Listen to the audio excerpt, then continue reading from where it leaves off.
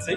That's what it looks like from the back. That's cool. Look at that, everyone. You're not on, Oh, look at that. Jesus, tons of people. So Yuri, get excited. Oh, Chloe. Are you talking?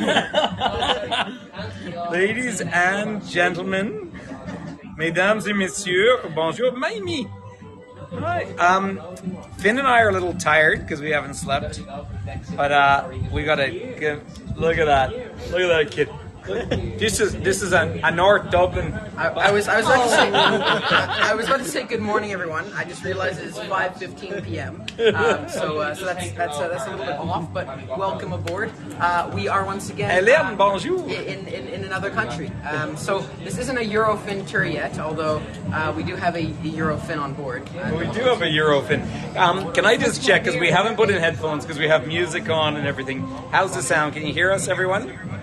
Because we really, truly, hey Marky, we have a celebrity on board today. I'm when I say celebrity, you ready for this, everyone? You're not gonna believe it. There it is. There it is. There is. Get excited, Dave Kavanagh. Sluncher. Can you imagine? Sluncher. Oh my God. Sluncher. I have read so much about this beer stuff. I've been meaning to try it. Best find a Guinness in all of Dublin here. That's what I say. This is the confession box. So, Dave, tell us about your youth. I spend all my youth in here. Telling my confessions. We have, hey Annie. I have lots of sins. Well, so I'm going to do a quick introductions here. So there's Andrew. There, you're on screen. There's Andrew from Carlow, which we're going to follow him up to Carlow. Is it Guinness? It's Guinness. That's how we pronounce it here. Originally from St. Petersburg. Originally from St. Petersburg. Are you? Oh, yeah. And then look at this, everyone. There you're on screen. This is our chauffeur. Paula actually came and picked us up today at the airport. Which Hi, is, everyone. and like not joking, as much fun as everyone expects, right? And then not to put my friend on the spot here, Bob Gray, who you don't all know, but Bob Gray lives just south of here, and he has been all the way to Easter Island with me before. And ladies, I believe he's single, so just so you know. No, okay, he lives in the same town as me. he lives in his he lives in a long summer. So we're in the confession box here. Now, we are going to go out and take you all for a walk. However, we need to have our pints first. So this is our Dublin Meet Up that we've been planning for so long. Paula, what are you drinking? You're not drinking Guinness. Bacardi. I don't drink Guinness. You don't drink Guinness. So yeah. So Paula's not Irish. Guinness. It's an outrage. It's an outrage. Tell us. So we're sitting here with Dave Kavanagh. I can give you all my stories and all my history of working here. Story about confession box. Well, the confession box is interesting because the only time I've ever confessed to anything. We're right by the Pro Cathedral here, just around the corner. Yeah. Now, why is there not a Catholic cathedral in Dublin? There is, right across the road. Yeah. But it's a Pro Cathedral. Pro Cathedral, St. Mary's Pro Cathedral. So it's not a true cathedral. Well, many would disagree with you. I don't know. No. When they're drunk and in the confession box, they'll disagree with you. But the reason why this is called the confession box is during the 1916 Easter Rising, which was a 6-day war right here in Dublin, the Catholic Church were totally against this war, and they disestablished, is that the word? Excommunicated. See, that's how much I know about religion. But I like the they excommunicated all those who were involved in the war, including Michael Collins and a lot of the leaders and so forth. So there was some sympathetic priests, and they met right here in this pub, which was a pub back then. It wasn't called a confession box. Michael Collins? I forget what the name of it was. Michael Collins, all these guys. What was it called? Maid of Erin. Maid of Erin it was called. That's right. I just couldn't remember. It's on the sign outside. Maid of Erin was called back then. And sympathetic priests would actually say confession. Is it say confession or do confession with the leaders, and not just the leaders, but others that were involved in 1916 Easter Rising. Hence the name confession box. That's how they get it. Now there is another story about this old woman, an old hag as they call from Dublin here, a wag or whatever, right? And she was about to go to confession in the Pro Cathedral, St Mary's Cathedral there, and it was closed. So she came here for some drinks, and she got really plastered. She got really plastered drunk, very, very drunk. And this man then sat down beside her, and she started saying her confession, thinking he was the priest. It was in the little snug part of the bar inside here. She thought she was actually in the confession box. You know, she had about 10 whiskies on her or something. So I've known this pub for years now because every time I come to Dublin with Tommy Manning, who you will meet, Manning's coaches, I'll give him a shout out. He brought me here, and they say this is the best pint of Guinness in all of Dublin's fair city. So there is. Well, the last 2 years in a row, it's actually winning the best pint of Guinness in Dublin. He did win it last This year and last year. I'm not too sure about the pints of Guinness, but I'd say their Diet Coke isn't half bad. It's pretty good. Comes with lemon, so I rate it. So the pub's name, Catherine, is the Confession Box. Hey, Janet. So there's a couple of gents. There's people all around the world here. Sorry. How are you? These are two proper dubs. Yes, indeed. Yeah, say what? Born and bred, yeah? Born and bred. Jeez, we're Cork people ourselves. I'm sorry. What's this? This is a live stream. This is people from all around the world. Nice. And they're watching. So Dave here is the local guide on this thing, and we're the Canadian guide, so we're all having a catch up. And there's Dave there checking in on his own thing. Dave, you're on screen. I was looking at the chat. He's looking at the chat. So I have the volume down, but I'm looking at the chat. So we will take you out for a walk, everyone. Hola, Beatriz. So we're going to take you out for a little walk, but we have to finish our pints because they're really expensive now. So we flew. So Finn and I flew from Calgary to Toronto, and then we sat on the tarmac for about an hour in Toronto, an hour and a half in Toronto, and then we landed over here. And we were met by Paula, which was just a class act, and we went out for brunch. Joanna, this is 1 1/4, but I'm working through them. Ruth, shalom. So, and I see that there is some peace in Israel right now, so that's good news. So we're going to go for a little bit of a walk, everyone, because it is hot. It's stunningly hot here. In fact, so we're in shorts, and the kids even in shorts too. So, It's hot out. and Andrew came up to meet us. So we still can. In fact, we didn't. I shouldn't say we haven't had a nap. Finn had some lunch, and I fell asleep in the chair waiting for the room to be ready. So, I had to do some babysitting this afternoon, everyone. he did. So why don't we finish up, everyone? We'll go out for a little walk because we're just off. So we're right by the Pro Cathedral. And because my Dubliner friends here couldn't explain that properly, it's not a proper cathedral; it's a pro cathedral. Unless you're from Dublin. You have two cathedrals. This is true, right? So Bob Gray knows this. There's two cathedrals in Dublin, and they're both Protestant. And this is a Anglican, pro yeah. cathedral. They're actually both Anglican, Church of Ireland, right? Yeah. Yeah. So and there are how many synagogues?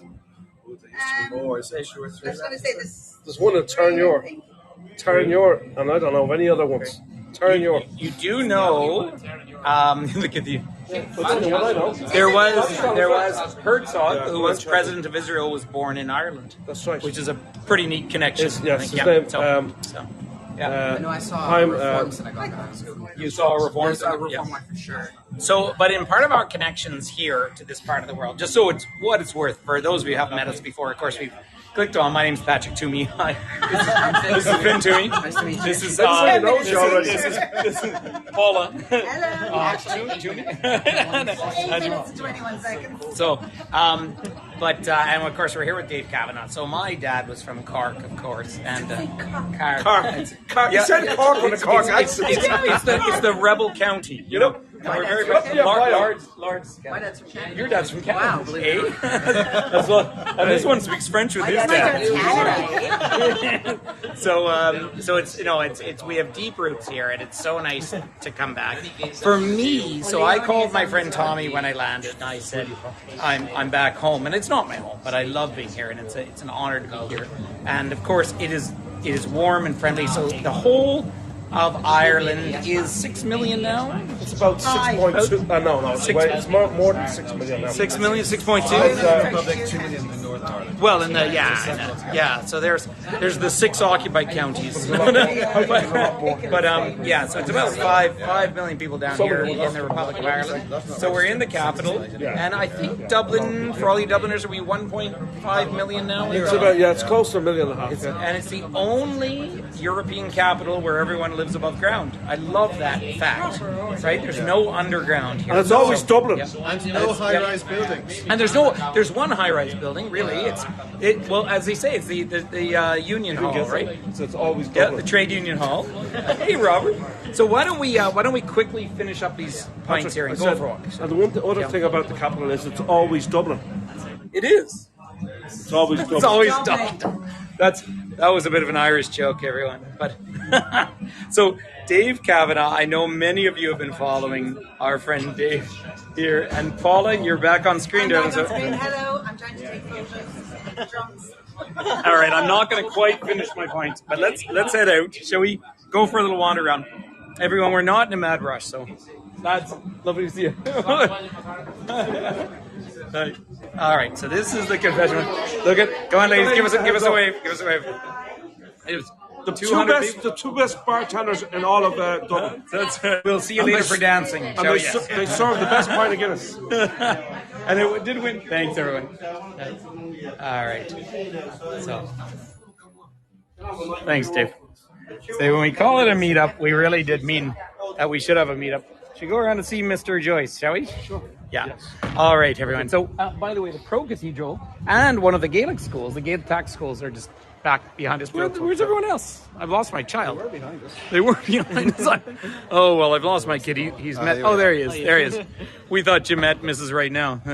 But We just got 2 recruits in there for That Hiccup. building right there is the Department of Education right there. right there, the Department of Education. Department of Education. Incidentally, everyone, Marble Street. this is the most literate country in the EU and the Thank you. second most literary country in the world.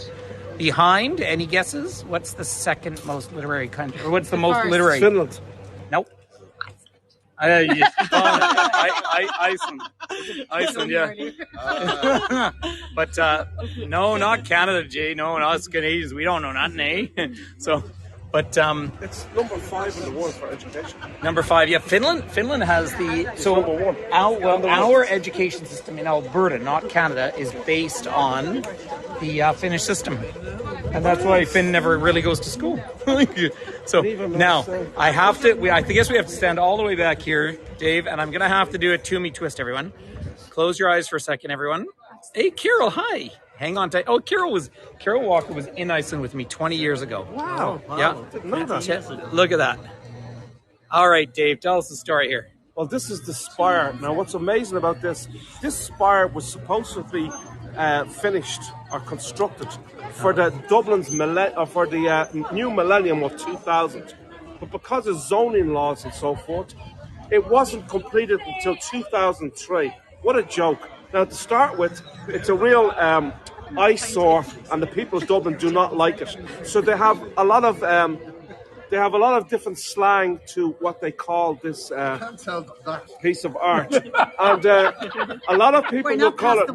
If there's any children on board, to hold their ears for a minute, because Dublin people call this. If you'd like to show it again, there, Patrick. All right, yeah, I'm having vibration they call it issues. The erection by the intersection, or they call it the stiffy by the liffey.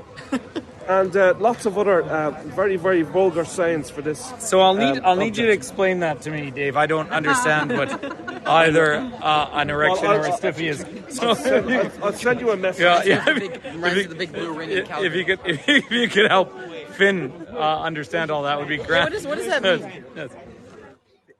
You don't want to know. So for what it's worth, from my point of view, as a somewhat semi-frequent visitor here, I like it. I don't find it unattractive. No, I know that, but it just has no significance, really. No, it doesn't. You're right, but that was and they didn't. Are you saying they didn't actually finish it for the millennium?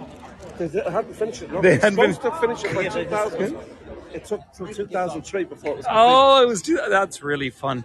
But Now, our place is Nelson's Pillar. But it which is. The IRA blew up. Well, yes. So In 1964. Nelson's Pillar. It's so interesting. When I'm doing tours in Montreal, you have Nelson there, and you have Vanquier, and the two of them did nothing in the history, and there's no point in celebrating, these people. But we are coming up, and again, as we talk about Literary Dublin, I hope everyone's hearing me fine because I don't have headphones in here. But I don't need them. I want to be with them. But coming up here, there's actually a little bit of a group of people out front here. But I would love to show you. Nathalie est arrivée. Nathalie.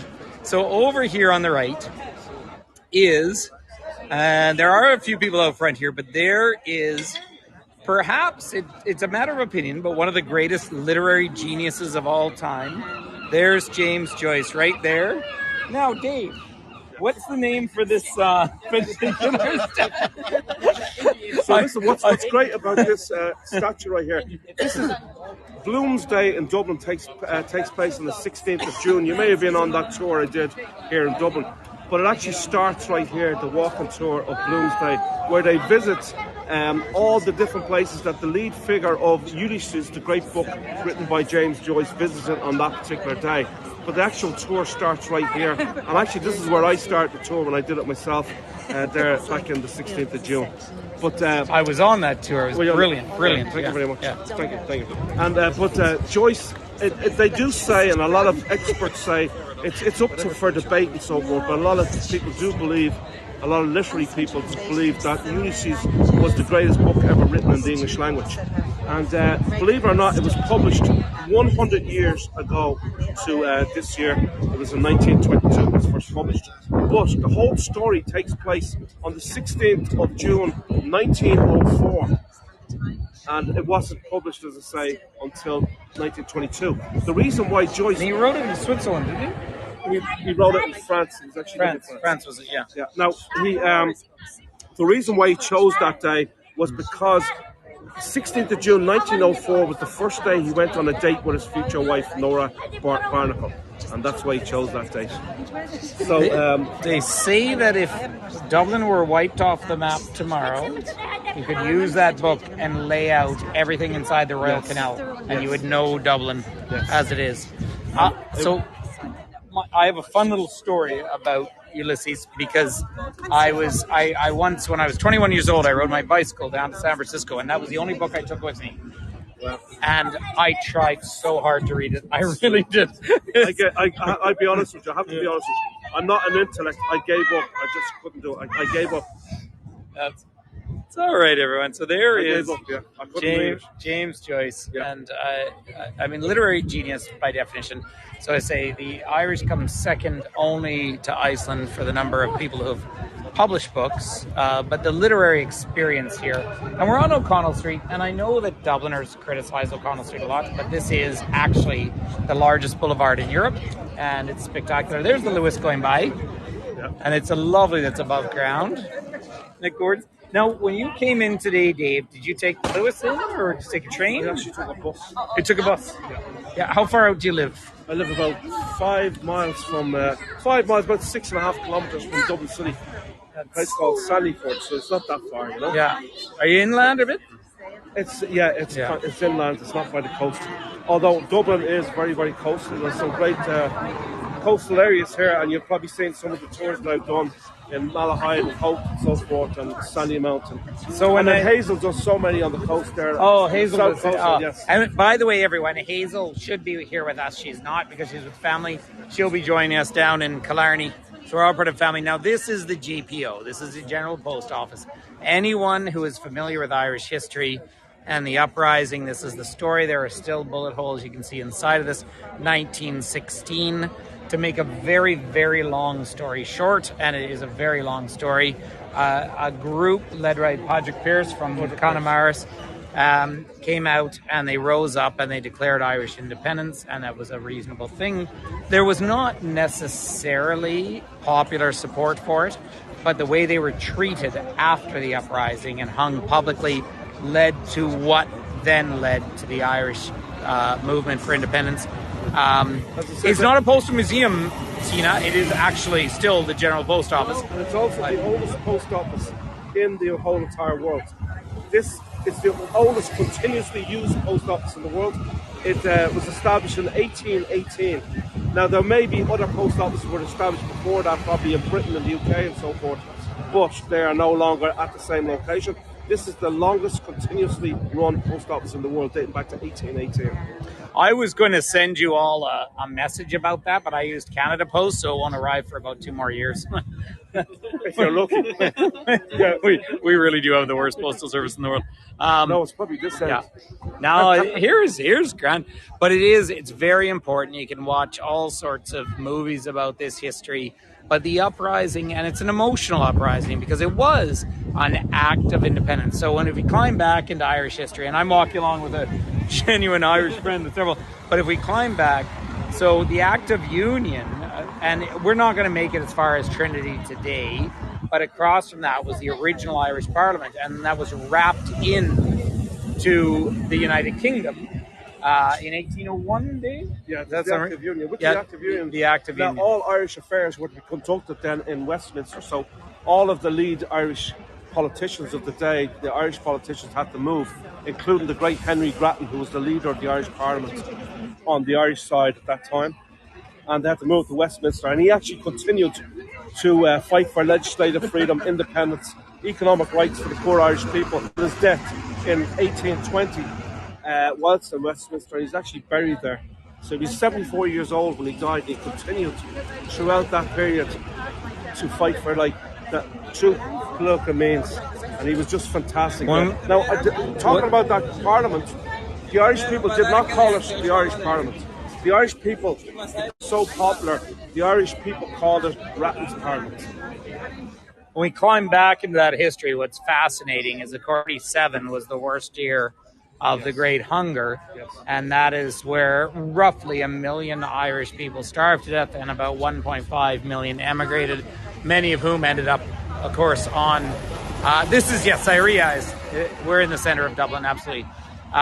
So when you're going back to 1801 at the Act of Union, there was an Irish-speaking country at that point. I think roughly 9% of Ireland today considered first language. So that's a very small percentage. I was lucky enough at the age of 21 to spend several months on the Aran Islands, which is all Irish-speaking at that point.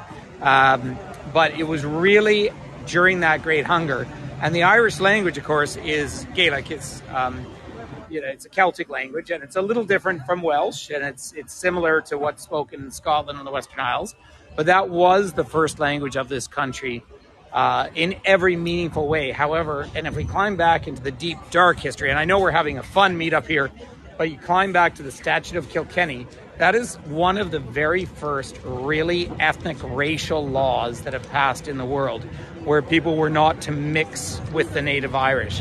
And that's 1366. So when you climb back into some of that history, it is arduous.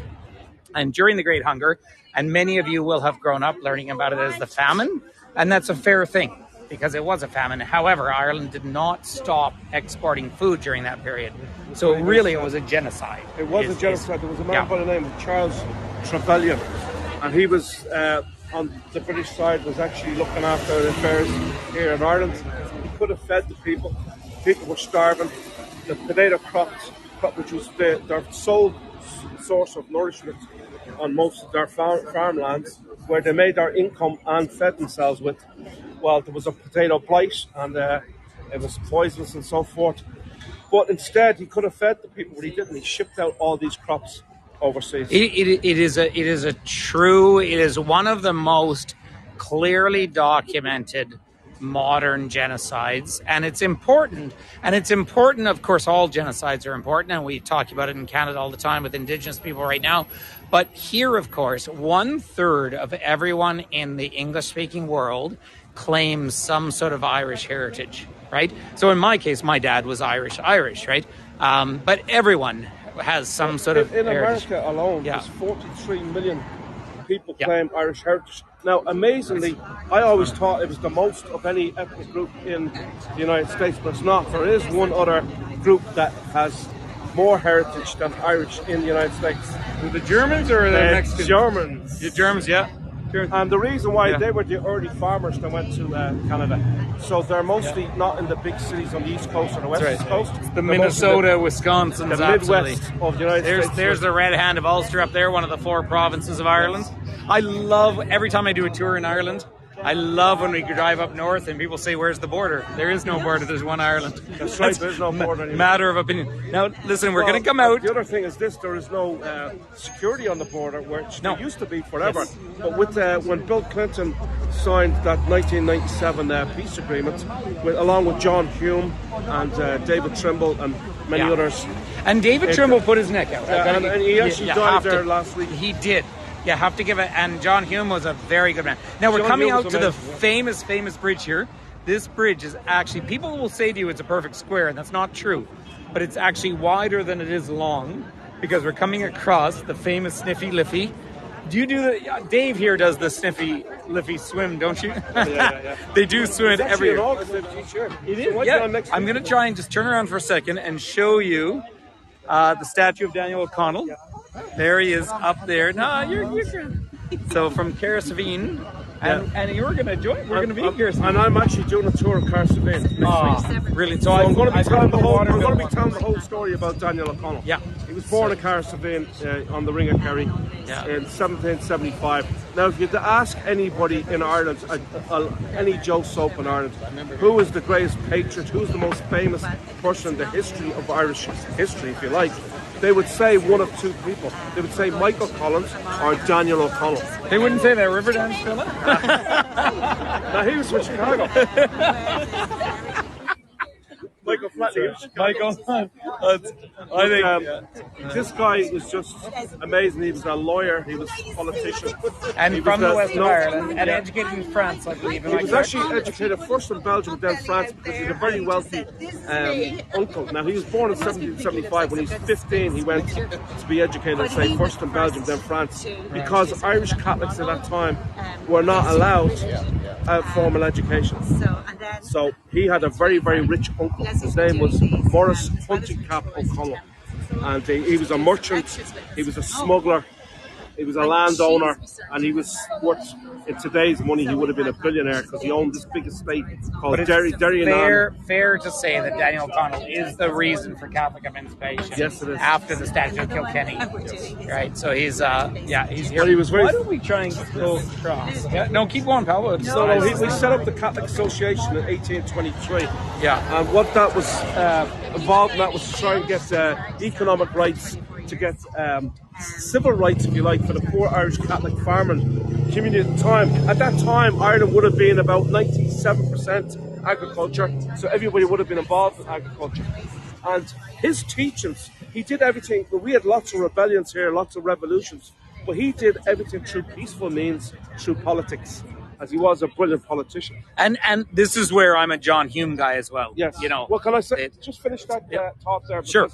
Because many others followed the teachings of Daniel O'Connell with non-conflict, non-violence to get the means of civil rights, including Gandhi in India and also Martin Luther King in the United States. So they followed the teachings of Daniel O'Connell, non-violence to get to as a genuine peaceful leader. And it really, so here we are. Now we're on the widest boulevard right here of any road in all of Europe, wider than the Champs-Elysees. This is a tidal river, the Liffey. So we're only, about 4 miles from the ocean here?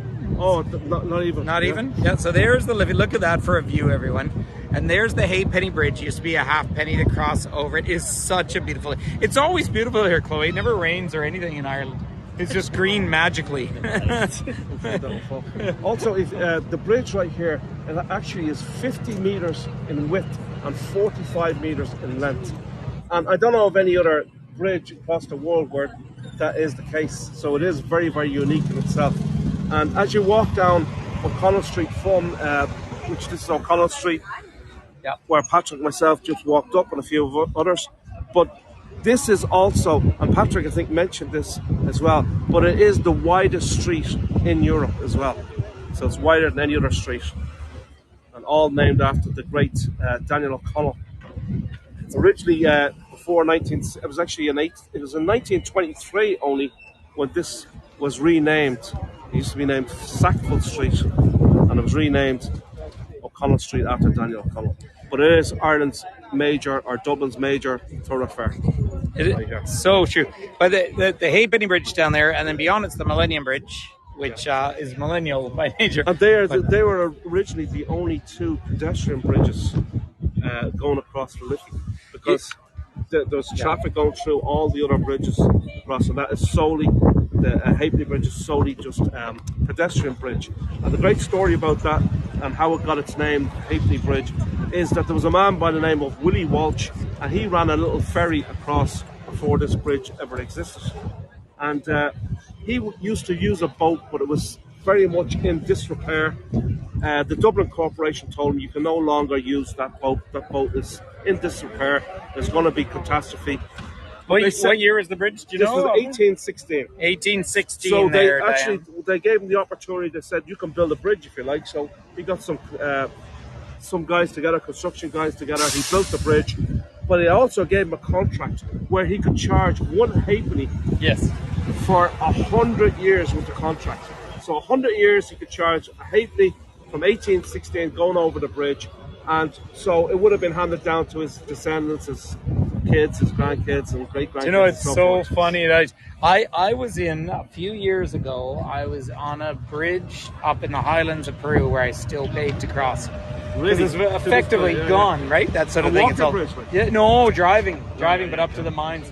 So why don't we? What do you reckon we head down there? I mean, I'm tempted. You know, I'm tempted to go down to Trinity College, but Dave does so many tours down there, and I want to open it up. I want to open the floor up. I see, thanks, Ruth. I see a lot of people. It's just the wax museum here. Lots, yeah. There's the wax museum. Actually, it's so hot, that they're all melting.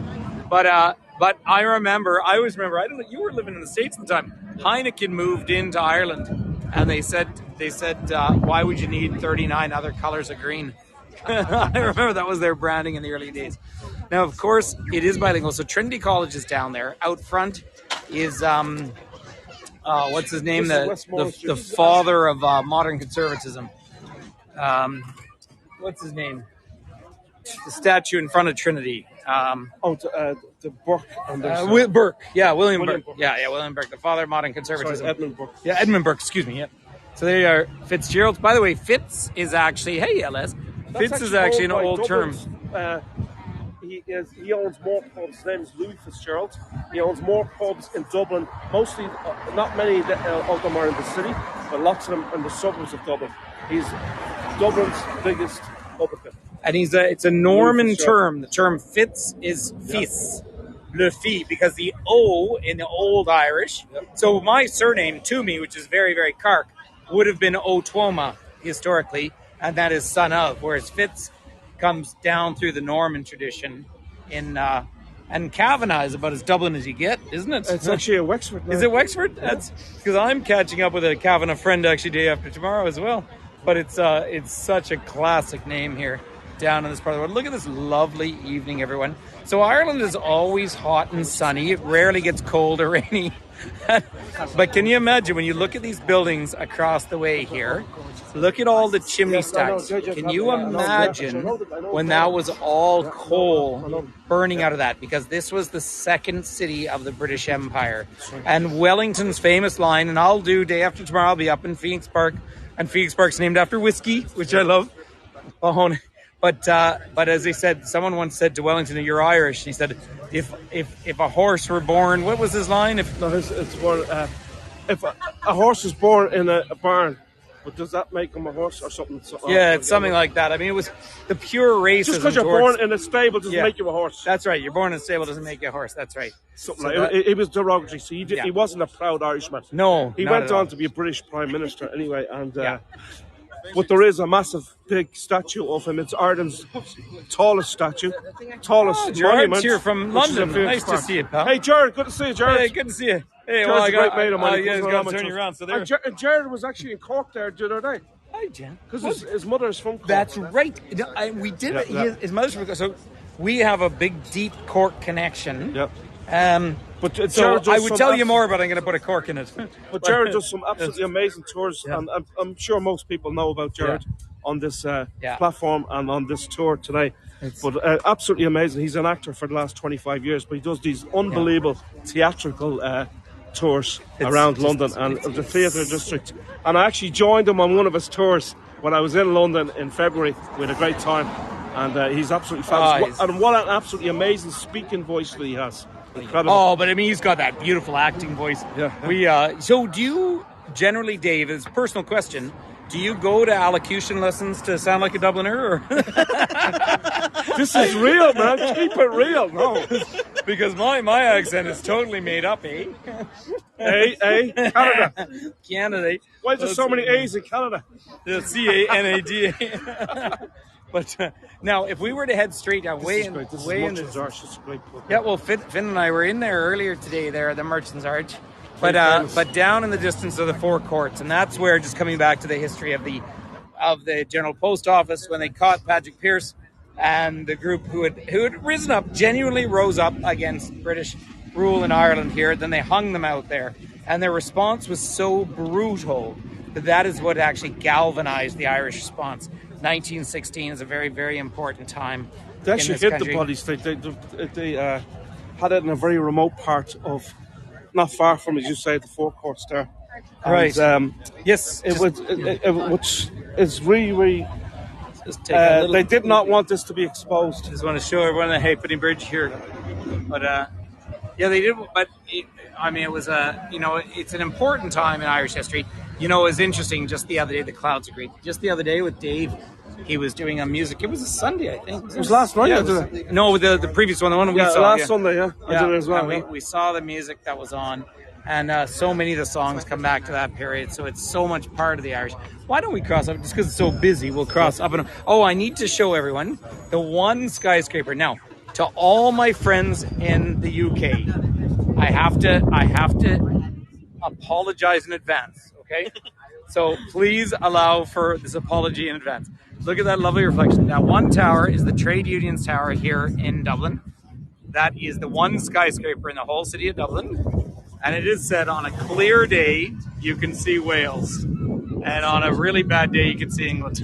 I thought you were going to say that beach was designed by Wolf and Holland. Because I designed with Titanic. Oh, yeah. That's I know. That was up. Yeah. So, But it's called Liberty Hall. It is Liberty Hall, and I've actually been in there. I was at a reception, a trade union reception there, and it was the loveliest thing. Down there, there's a few other things. Now, Dave, I'm going to just add on to so many tours you have to do. There's a lovely monument. I know Hazel does it. Down there, there's a monument to people emigrating during the Great Hunger, which is just deeply meaningful. She's actually doing it next week. Is she doing it next week? Oh, if anyone has it there, please. Yeah, the 19th. And then there's also an eternal flame to Amnesty International, so I think that's very significant as well. So we're looking out towards the water in Dublin Harbour. You see the custom house. Yeah, there's the old customs house, which of course. I want to mention something. All of these beautiful buildings, the custom house, the Four Courts up here, from Connaught Bridge, were all designed by the same man, and his name is James Gandam. He was originally an Englishman. He spent most of his adult life here, designing some of the most iconic buildings throughout the city of Dublin, and manor homes throughout the country as well. He was probably the greatest architect in the history of this area here in Dublin. James. Definitely, I didn't see it. Lovely to connect. Now, listen, everyone. We can go on and on and on, but we do have Dave here, we have Paula here. Do you have? I mean, it's a chance to have a bit of a meetup. Are there any questions? I mean, I'm happy to talk about and Finn Toomey's here. Finn Toomey's first time in Ireland. Can you imagine? And it's the last time after the funny's going to happen. We have a group arriving here tomorrow. But really in broad perspective. So I mean, obviously I was born in Vancouver, but my dad was from here in Ireland. I came over and lived here just before the Celtic Tides were in. I mean, it's a really important time to have lived here because it wasn't the sort of rich. It was Unemployment was 20%, and I worked for £2 an hour in a restaurant in Cork City. Yeah. When is so? Sylvia's saying the best time to visit Dublin right now, Sylvia. Come because it's gorgeous weather. Well, if you want to come, if the weather for weather-wise, you come now. But if you want to come as regards affordability, you're probably better off coming at the end of October, early November, early March, where things are a lot cheaper as regards accommodation. During the height of the summer, it really is very, very, very expensive in Dublin City. It is. I go on city breaks across Europe, and I always do them in the winter or the autumn, or I do them in the spring, early spring. Because it's just so expensive all over the place. You know, Abe, we have jet lag, although I fell asleep in the couch waiting for the room to be ready as Finn was eating, fish and chips and all. Sorry, Darla. Darla, I don't know if I can repeat the joke. But Darla's hearing impaired, so it's. Darla, how are you? Yes. On a good day, you can see Wales, and on a bad day, you can see the other country. Oh, she might have got it wrong. Okay. But let's have a little bit of a look out here. So we are across, obviously, the Irish Sea, and I just want to curve around. It's look at the view tonight. That's the entrance of the Temple Bar. If you want to show. Oh yeah, we'll do. I'm just gonna come. Goodness me, it's so popular. Yep.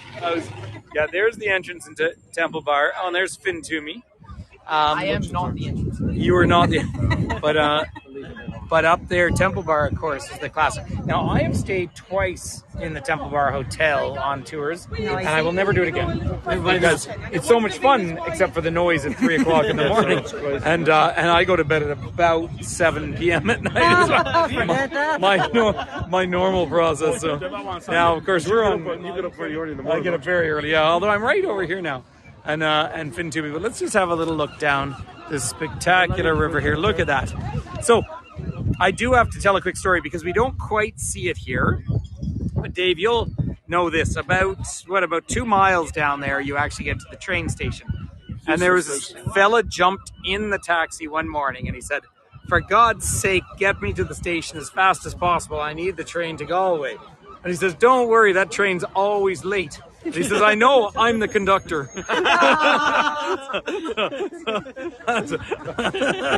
That's a little bit Ireland for you. There used to be a time now, it's not so as bad as it used to be. Yeah. Where everyone was always late in this country. If you were going to meet a mate of yours for a pint, you'd be guaranteed an hour later he's going to show up.